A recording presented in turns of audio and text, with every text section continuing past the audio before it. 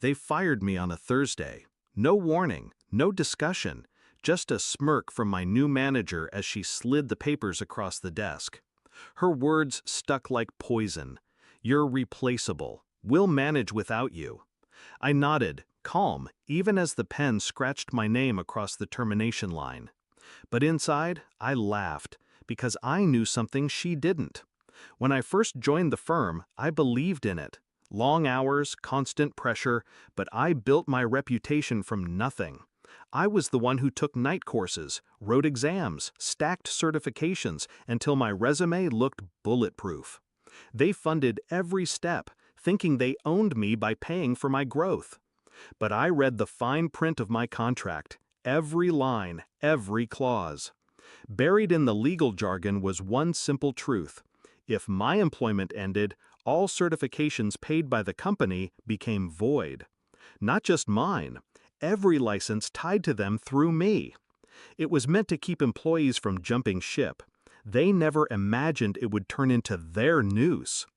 The first sign of rot came with the new manager. Young, arrogant, desperate to prove she could control a department she didn't understand. She dismissed experience, mocked process, and treated compliance like a nuisance. I knew she saw me as a threat. My knowledge made her insecure. My reputation cast her in shadow. So she set her sights on removing me. And she succeeded. She thought she'd won. But what she really did was set fire to the foundation she stood on. The moment my signature dried, I became untethered. My certifications dissolved like sand slipping through fingers. And with them went the company's operating license, the very backbone of its business. I didn't shout it, I didn't warn them, I simply walked out, box in hand, calm smile on my lips. By midnight, their systems started failing audits. By morning, contracts froze. By the time the boss returned from vacation, the firm couldn't legally operate. Millions of dollars suspended in limbo. I heard about the panic through whispers, former colleagues calling, desperate for answers. The boss storming in, red-faced, shouting one question over and over: "Who the hell did we just fire?" And when they told him my name, silence fell. Because he knew. Everyone did. I wasn't replaceable. I was the keystone, and they'd ripped it out. The manager tried to cover it up. She blamed IT. She blamed accounting. She even blamed me, calling me vindictive, dangerous. But the truth was in the paperwork. Her signature, approving my termination. Her arrogance, thinking compliance was just paperwork. By the end of the week, she was gone. Not just fired, disgraced. The kind of mistake that stains a career permanently. And the boss? He called me. His voice was softer than I'd ever heard. "Come back. We'll fix this. Name your salary." But I didn't return. I didn't need them anymore. Instead, I let them bleed. Clients walked away. Competitors swooped in. Every day they operated without me was another day their empire crumbled. And I built something new, smaller, sharper, mine.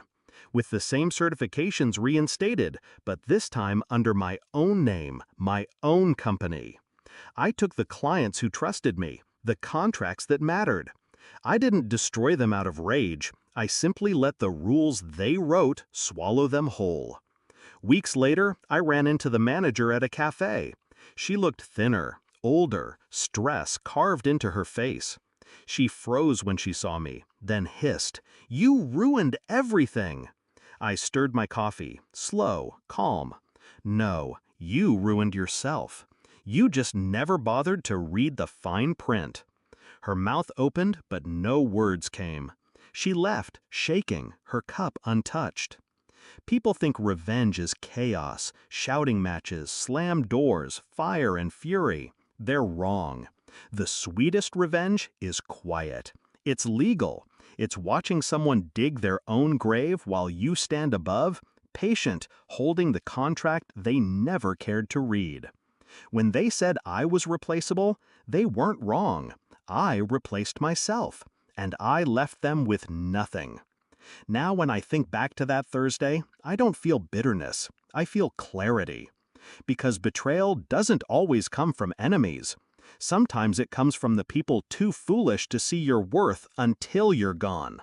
And when they realize, when the licenses fail, when the contracts collapse, when the boss roars, "Who the hell did we just fire?"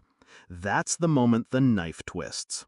I don't need to answer him. He already knows.